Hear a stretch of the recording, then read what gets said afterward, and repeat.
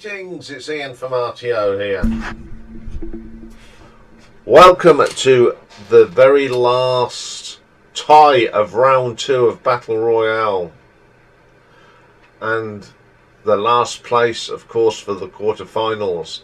And up today is SteviesVinylCupboard Quadrophenia against Mix, Oyster, and Secret Treaties. First up today will be Quadrophenia. 6th album. It's a double album, it's a rock opera, and it was released on the 26th of October 1973.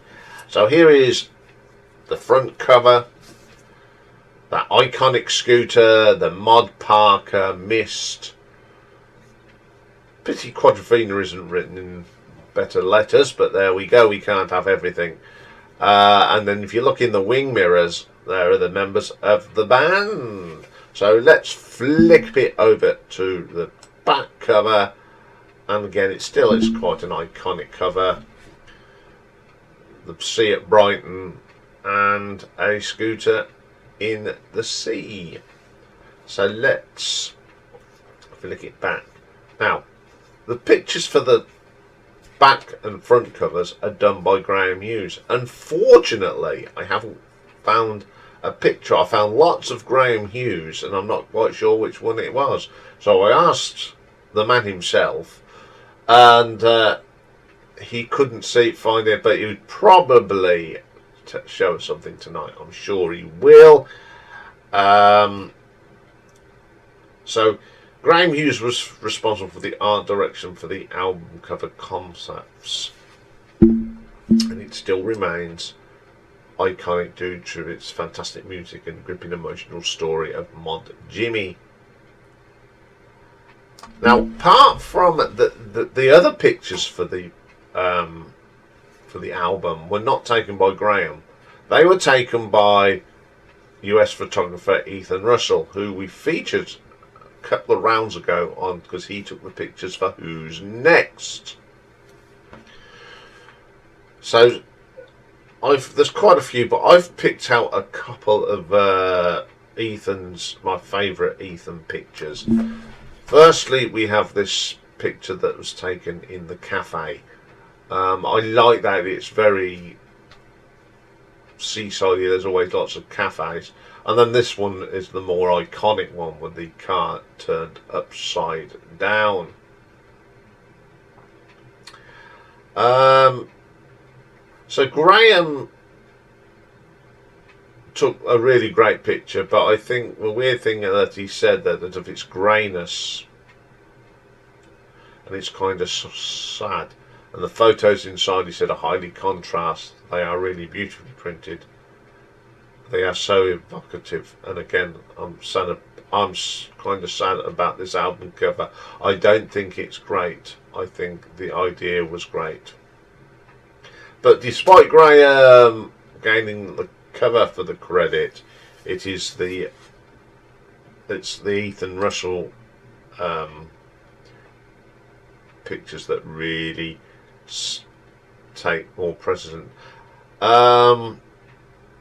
Back in 2019, in Entertainment Weekly website, Pete Townsend explains the artwork. There was an argument. See, what Stevie said that Graham is a sort of cousin of Roger. But they sort of had an argument on which picture they wanted for the cover. Now, Pete wanted this one, which is on the inside sleeve, and it's the famous picture of Battersea Power Station with Jimmy riding his scooter. I don't know how it ended up. I don't know if it was because of family ties or anything, but they ended up the other way. Now, personally, and this is just a personal thing, I prefer this one. I think it's a bit more iconic. I would like to hear Stevie's views on that one. So, as Russell did do most of the pictures, it gets sort of, there's a mixture about it, but they're very good pictures. I think they're all good. So Graham didn't just do for The Who. His first one was actually in 1969, and it was this album, Thunderclap Newman's Hollywood Dreams, which is a pretty good cover. So up next for him was 1973. Leo Sayers Silverbird, who took that picture, which is quite nice. He's also responsible, believe it or not, for 1974's Uriah Heep album Wonderworld, which I didn't know. It's quite an iconic cover as well. But the one I think I do know, and I think it's the one that he will be remembered for, is Roxy Music's Siren, a picture of Jerry Hall. There's one or two pictures of her, but this is from 1975. Also in 1975, he did this picture of Neil Sedaka for the Overnight Success album. Yeah.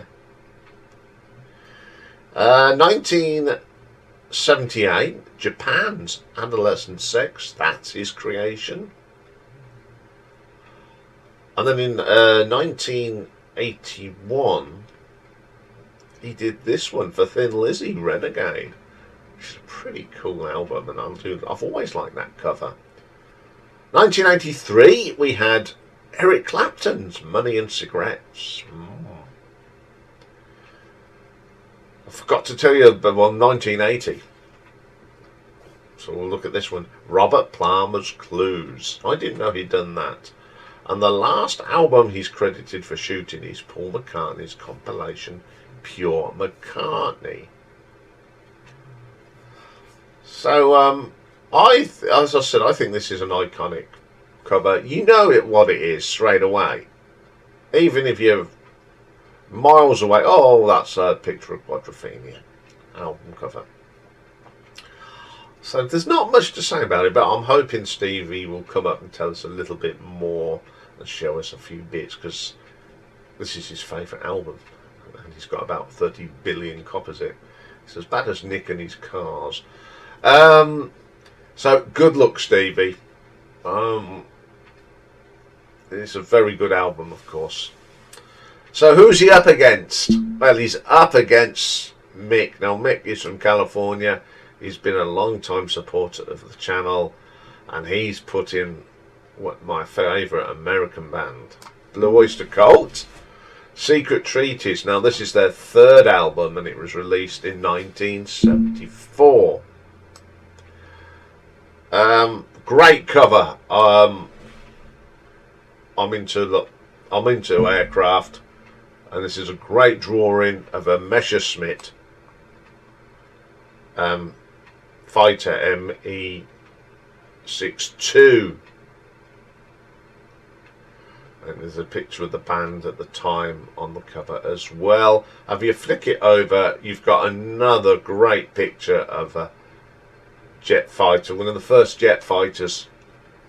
I like what it says, for military sale only, and also it tells you who's on the back, and the tracks, great tracks on this album, and who produced it. Now, the cover, the drawings done this, is by Ron Lesser. Now, he's not known for album covers, is Ron Lesser. He's more into film things, but he was born in New York, and he attended the Historic Art Students League with the famous teacher Frank J. Riley, who taught him painting, drawing, colouring. And from 76 to 91, Ron was among the premier illustrators and painting several film paperback covers and movie arts illustrations, which he won many awards for his work. There's so many, so I've just found a few things of his work that he did on albums, not albums, posters for films. We've got a Clint Eastwood film, High Plains Drifter. Yes, he was responsible for this. It's also Pat Garrett and Billy the Kid. And the one that I think everyone remembers, it's this one for Papillon. Absolutely stunning picture. Now there's not much again about what else he done. Very hard to find bits and bobs about Mr. Lesser. But I think about what I did for. I think this one is probably his best. I mean, it did come in different. There is one that comes in a Japanese cover. It's got a darker red, and on the CD it's lime green, which I don't really like. I have never found any pictures of them yet, or seen them, but I like this simple, plain sort of wrapper, as they say. Okay, let's bring them up against each other now. Now, we've been so lucky during this artwork. All the artwork of these albums have been really good. Every single album in the second round. There's some stunning artwork. You've got contrast here. You've got some great photography from Graham and some great drawing from Ron on both of these. Both, once again, they're both iconic. You know what they are straight away if you're into the bands and the music. So good luck, Mick. I mean, this is going to be a tough one. Two great albums again. So where do we get to vote? You know the drill by now. You've been doing it long enough, so I'm sure you know. 2 p.m. today, the community poll. This goes up. And it stays up until next Wednesday, and then Dave will take it down. And we will not be reviewing the result in live stream next week, because next Thursday, instead of a Battle Royale feature, it'll be a review of the second round like we did with the first round. And we've got a little draw to do ready for the quarter-final as well. It'll be in the live stream tonight as well. It runs from about 8 o'clock up till 10 o'clock. It's open for a 2-hour slot. So that's where you get to vote. Good luck, guys, on this one. It's down to who wants to do the pictures and look at the pictures. Stevie will be up tonight. I do know that much. He'll probably show more. Mick usually puts a little bit in the comments. Also next on the review, Dave and I will tell you how we would have, of course, voted if we were taking part in the vote. Next week as well. Okay. Once again, thank you very much for everyone for taking part, and thank you very much for you guys for voting. The voting has been very strong over the last few weeks. Okay, up next is Pick and Mix, and we're going to take a trip down memory lane. And we're going to look at the top 10 singles on the 21st of March, 1962. So thank you very much for watching, and bye for now.